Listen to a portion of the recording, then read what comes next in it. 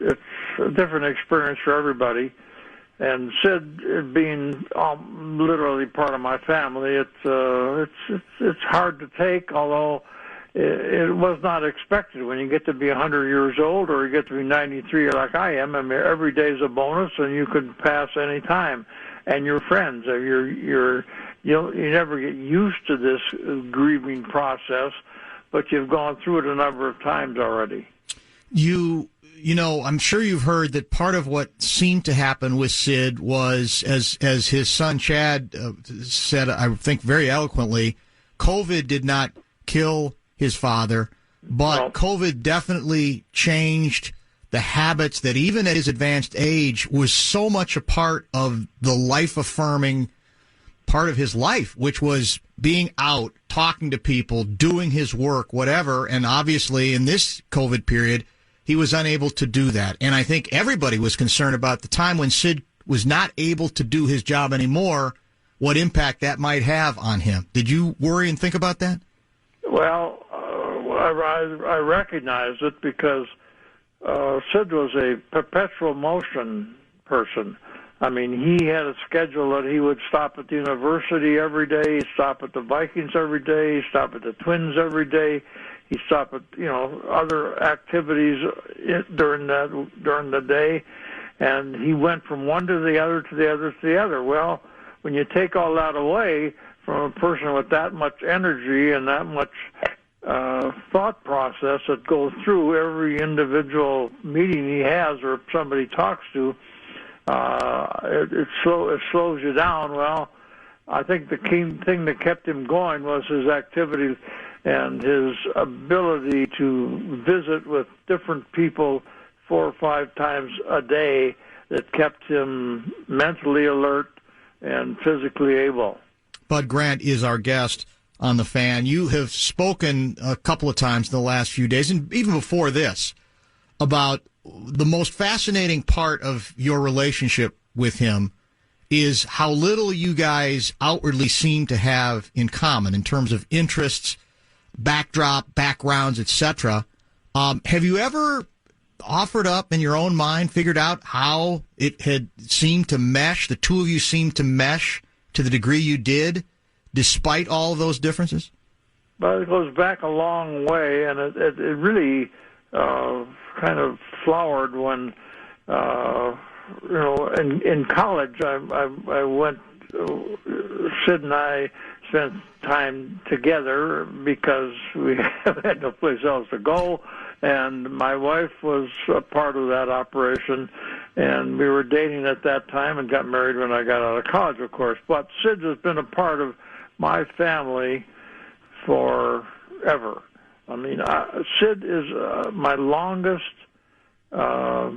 relationship in my lifetime. He's been in my life longer than my parents or any of my other friends or family. Sid and I have been close personal friends, if I can steal his phrase, for as longer than anybody in my life, and we have kept that relationship, not because of mutual interest in our profession, but just as a friendship. He knew my kids, my wife, my family. He knew us growing up. He knew all the decisions that I made. I knew all the decisions that he made. We discussed those many times between us, and not for public comment on it, but just we helped one another along the way, and we hit a chord that I think was very important. He was a very trusting person, and you could trust Sid with anything. His integrity was beyond reproach. Things we talked about never appeared on the program, never appeared in his newspaper, never appeared in other conversations. It was just a friendship kind of a relationship. How, as someone who clearly got to know, it's probably true, Bud, that you knew Sid better than anybody else knew him. Now, maybe Chad would disagree, but certainly given the amount of time you guys spent together and the way you describe it, You got to know each other really, really well. Sid and I, we were great friends before Chad ever arrived on the scene. That's right. So it goes back to 1940s, and I don't know what bonds people or friendship, but I think it was trust, and we had fun together. We shared a lot of experiences. Nothing, extraordinarily on the sports scene or on the national scene, but just friendships. Now, you're lucky in your life if you have, a couple of close personal friends. And I had one in Sid Hartman, and I think he probably felt maybe the same way, that we could sit down and just enjoy one another, not trying to impress one another with anything that we've ever said, what we thought, what we did, but just enjoy the company of Sid Hartman. And we were total opposites. I mean, Sid was not athletic in any shape or form, and but we had shared a lot of experiences growing up experiences. I mean, things that happened when I was in college that were major things then, just how I was going to pay my rent, or and Sid's covering all the sports that he did. He was a great high school reporter at one time. I mean, there are probably not a town in Minnesota that Sid doesn't have a plaque in somebody's house that he was the athlete of the week on Sid's sports radio programs on the radio, and he sent out many plaques and suitable for framing, he used to call them, that he would pick out. And if you were one of Sid Hartman's athlete of the week, you got that certificate, and I guarantee it's hanging around in a lot of homes in Minnesota today. Given your closeness, what can you tell us about about Sid that you think you understand that maybe a lot of people who certainly know of him and even got to know him some can't? Well, there were no secrets with Sid. On the other hand, he was very, when I said integrity earlier, Sid would hear something or say something, or be around some people, would talk about something, and all he did was banked it. He didn't report it necessarily, but he put it in his memory bank. And 10, 20, 15, 20 years later, it would pop up because he remembered the conversation he had. He never reported it, but it was in his memory bank and in his background of understanding all the sports. Now, he loved the University of Minnesota.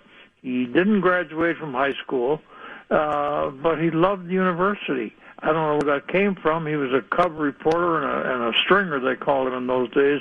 He'd run the scores back to the newspapers or call them in, and he'd make many stops during the day.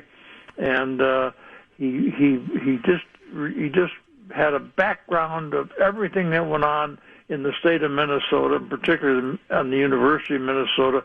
And then as the pro teams came in, the Lakers and the North Stars and the Vikings and the Twins, he had a background of everything. So anything that came up, Sid had some insight as to what was going to happen, and he had the instinct of a reporter that he knew things that were about to happen, so he was in on the ground floor of everything, and he also had a base to which to report what he was doing. And if Sid said it, bank on it. It was true.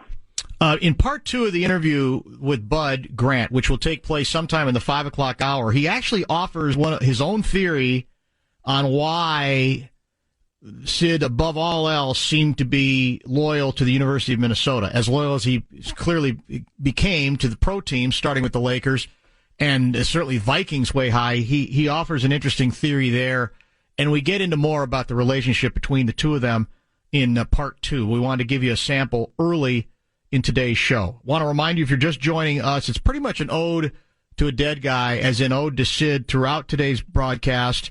Bob Hagan, media relations maven, will join at 4:55. Patrick Royce is scheduled for 5:30. Chad Hartman is scheduled to join us at the top of the 4 o'clock hour. And we also, when we come back, we'll deviate. We'll have a little bit from Ben Lieber on Sid, but our only decent effort to get to the bottom of what ailed your Minnesota Vikings yesterday will be with Mr. Lieber. When we come back, I have to retell, speaking of the large tape recorder story, the day that I saved that large tape recorder. Really? Yeah. I mean, that large tape recorder got an extra, I want to say, 10 to 15 years because of me. Which I occasionally reminded Sid of, and he very conveniently and quickly forgot about it. Sure. About the day after. I saved him on the big tape recorder controversy. But let's get a pause in here. We will chat with Nacho Lieber. Considering college this fall? Life may feel different now, but Anoka Ramsey Community College is still close to home with affordable online courses. Work toward a degree or take general education courses to transfer to any university. Why pay high university prices for online courses when Anoka Ramsey offers a high-quality, transferable education at a fraction of the cost? Reveal your possibilities at Anoka Ramsey Community College. Apply today at anokaramsey.edu. You get a whole lot of something with Farmers Policy Perks. So much, I'm going to have to speed things up. You can get the claim-free discount, which gives you money off your homeowner's policy if you've been claim-free for 3 consecutive years. Also applies for 3 successive years, 3 years straight, and what's known to insurance fans as the claim-free three-peat. Get a whole lot of something with Farmers Policy Perks. Start with a quote by calling 1-800-FARMERS. We are farmers. Bum, bum, bum, bum, bum, bum. Now for the legal something. Not available in every state. Only available with select Farmers branded policies subject to terms and conditions underwritten by Farmers Truck or Fire Insurance Exchanges or affiliate.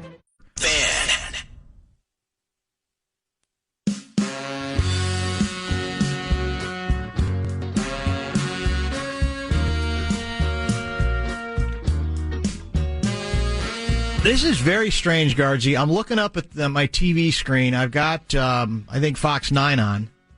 How many times since we've had Ben Lieber on the program have we also been about to see the start of a National Football League game? Yeah, tip off about 20 minutes from now. At the top of the hour. On the Plus, by the way, if anybody wants to listen to it. Is it on the Plus? Yes, it is. And that's Kansas City Buffalo, is that correct? Sure. Do I have the right teams? Could be. I know Kansas City's one of them. You know who'll know? You are correct. Ben Lieber will know. Is it Kansas City Buffalo coming up on Fox for a matinee National Football League game on a Monday night? Dude, I love it, man. Yeah, this is great. I actually forgot. The funny thing is, I didn't forget that it was tonight. Mm-hmm. I just forgot the game time because I talked to our old friend Heath Farwell today, and we were talking about the game. And he was walking into the stadium there in Orchard Park, and I just knew that there was a game, but I forgot it was coming up right now. So I'm excited to turn the TV on when we're done with this little conversation. I mentioned this last week. We had the Tuesday night game. I like the idea, far more than Thursday Night Football, I like the idea of, if I'm being really honest about it, I'd have no problems if the NFL said, we got too many games on Sunday anyway, so what we're going to start doing is we're going to have Saturday night football, Sunday night football, Monday night, and Tuesday night. I don't think it would be overkill. That's always the question about, well, do you carry this popular game? Do you run the risk of actually annoying people and taking away the specialness of Sunday if you start mixing up that many different days of the week? What's the best future approach? Do you think the league is onto something here with maybe holding on to the Tuesday night idea, or do you think it's just because of COVID and it'll never be that way again? I think that they run into issues especially on Saturdays with college. That's true. I mean, if you're a football fan, you kind of want the sanctity of Saturdays to be for college. And all right, Monday, Tuesday, Wednesday then. Sunday, Monday, Tuesday, Sunday, Monday, Tuesday. How about that? I would go Sunday, Monday, Tuesday. I could do that. It's better than Thursday, I think. I do. I'm with you. By the time it's Thursday, I just want the break. Yeah. I just want the break. I want the gradual ramp up to whatever the next Vikings game is, and I want that process. I don't want it to be stopped by some usually poor matchup on Thursday night. We're doing basically an ode to Sid throughout today. I want to get to that with you in a minute, but you are our only, I guess, escape valve from that, and I don't even know if anybody would consider it an escape valve given the degree to which the Vikings stunk yesterday. I've not heard you on this. Do you have a theory? Do you have an explanation? Are you done with the club? Because